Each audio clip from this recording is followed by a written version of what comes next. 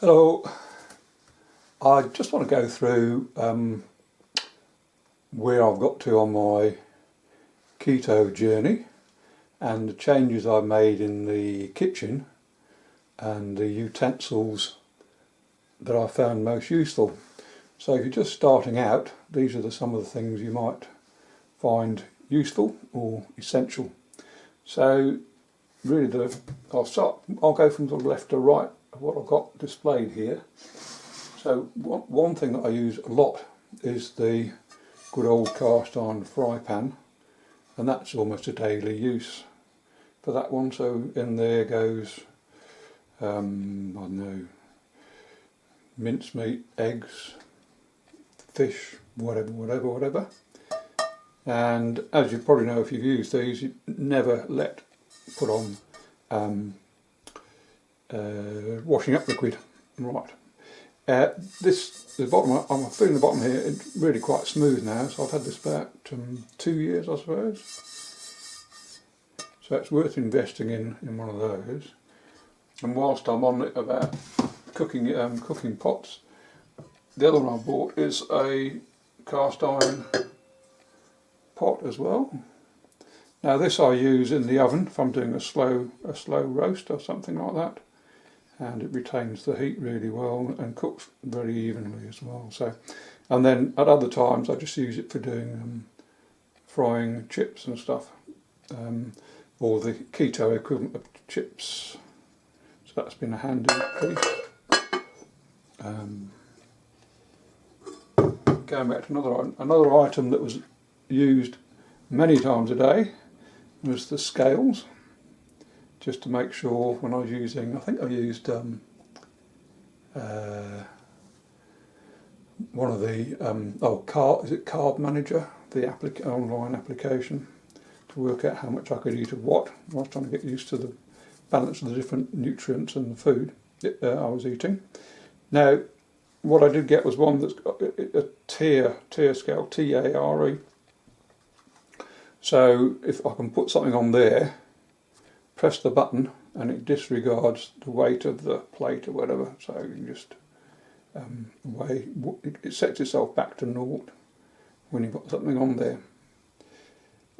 One thing I did find, of course, if you put a plate there and trying to weigh something, I can't actually see the scale, this bit here.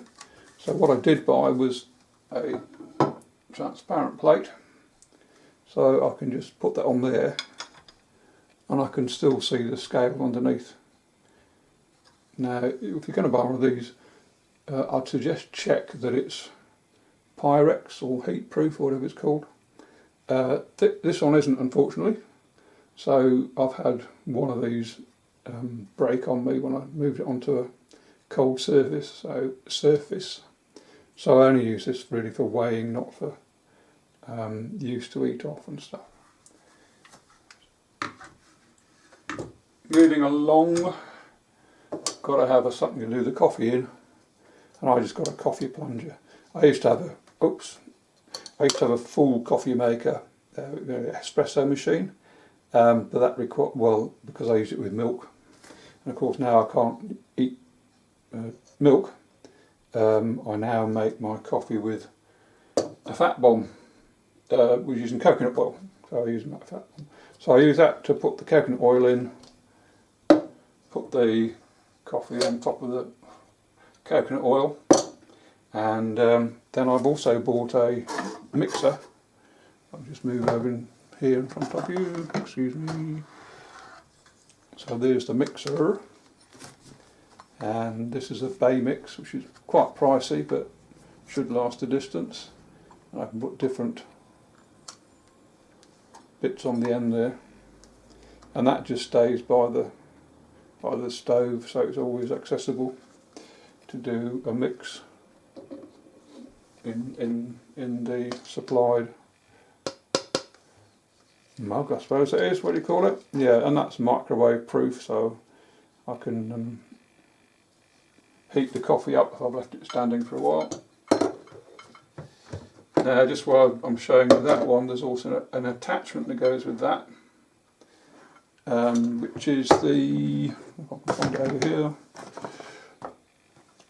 the Bay Mix processor. So I don't have a big kitchen, so I didn't really want a great big processing machine, just like you won't see me with one of those air fryers, because again they're just too bulky for when I cook. Now this is just an item like this.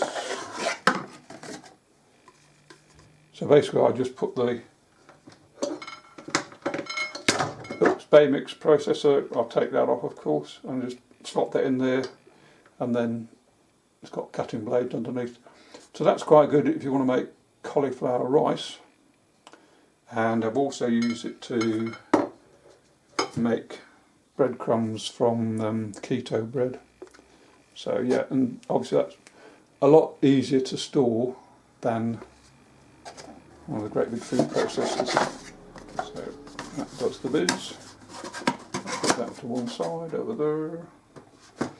Another thing I actually bought, well no, this is a present, but a really good cutting knife like that with a serrated edge. And this is very good because I eat a lot more vegetables, and if the vegetables are fibrous, you need something to cut through them. So that's really handy to have. Similarly, also just a general purpose cutting knife. Now it's worth spending a few dollars on one of these, because I've actually had this, oh no, 20 years or more, and something will take a good, take to sharpening easily. So yeah, it's probably slightly thinner than it used to be. And another thing that I use quite a lot is a cheese grater. So if you like cheese, it's the sort of standard filler, I suppose. And get one of these, it's quite handy to have one. It's got a handle on here, so you don't have to, you're not waving about with it like the normal cheese graters. Moving on, I think we've done the fry pan, or the pot. Another thing that's quite useful is buying a silicon whisk, and I use this when making the ice cream, and because it's silicon, the cream just drops off it, and you just bang it like that and the cream, so you're not, it's not like the metal ones, but it all gets stuck all over the place, and it's also easy to clean. And this is what, cheap as chips, that one. When I'm doing fried eggs, because I've only got, as you can see, a fairly small fry pan, so to get eggs, bacon, mushrooms, whatever in there, I put those in there to put the eggs in, and that works well. And again, this is silicone, so you just corral the eggs at that end of the pan, and then have your bacon and stuff at that end. If I'm doing a roast, then I find this quite handy, which is a thermometer, and you just put that bit, ooh, can you see it? Yeah, put that bit in, well, that cap comes off obviously, that's the temperature probe. So I'm a bit reluctant cooking things like, or roasting stuff like chicken and pork. We seem to have to be very careful that it's cooked through properly. So this is quite handy just to check that I've reached the right temperature inside when I'm roasting. Now moving along. These have become quite essential, and they're just resealable plastic bags, which means I can buy stuff in bulk and then freeze it. And so they're ones with a seal on top. They're quite good. Now you could get a vacuum pack, which also works quite well, and I would suggest if you're going to start doing sous vide, which is, as you know, is basically slow cooking a bag with the food in water, and having a vacuum pack, you've got it essentially wrapped to go in the water, and then you also need a sous vide heater to go with it. So that's another way of doing it. Oh, just behind there, you might see the background is I've got 2 chopping boards. Now that, if you can get a chopping board like this, what's really handy is that that bit there is the width of a pan. So rather than having it, or whatever you're chopping up on here, spilling all over the place, you can just funnel it through there into the food. So I've got one shaped like a cat, and that's a present. I think you can get one shaped like a chicken as well. Another thing that I now keep and use and reuse are these plastic trays that you can get that come from wherever you buy the butcher, from the butcher. So these are, is that a PCE? Is that the right name for it? PCE 1, so they're recyclable if you do want to throw them away. Another piece of equipment I found very handy and never had before was a Avocado Keeper. So if you're using only half the avocado, you can put the uncut half in here with the seed in the middle, or stone, and then just put that over the top and put it in the fridge, and it keeps it from going brown for a while. So they're very handy too. Going back to my silicone needs, this is I use for making fat bombs, chocolate fat bombs, and yeah, it doesn't need to be, well, no I don't actually oil these before I put the mix in there, and then you just pop them out. Pop. So that's dead easy to use, or very convenient to use. Also a decent pair of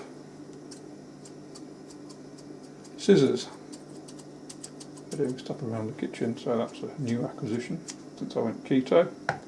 And another backbone of my cooking is all the vegetables I now steam. So I bought this steamer. So basically you can just put the veggies in here and pop the lid on, and then if you've already got a saucepan, just make sure you get the same width as the or same diameter as your saucepan, and it pops on there. Yeah. Now I did look at these plastic steamers you get, but one, I wasn't too comfortable steaming in plastic, and two, they also take up a lot of kitchen space. So just having this was a boon, and I should assume I could, if I required, I could buy another one to stack on top of here. And you'll notice that it's different sizes, so it should fit with several different saucepan sizes, should you wish to do that. Moving on a bit further, I'm making my keto bread. What have we got again? A silicone mould. So again, this is highly useful because the keto mix is quite sticky because it's got psyllium husk in there, which is sticky. And this is just so easy to put in the oven, 45 minutes, take it out, invert it, and just pop the keto loaf out. Now I do have a metal one of these, which I first started with, and the bread used to stick to the sides, so I now use a metal one for making ice cream.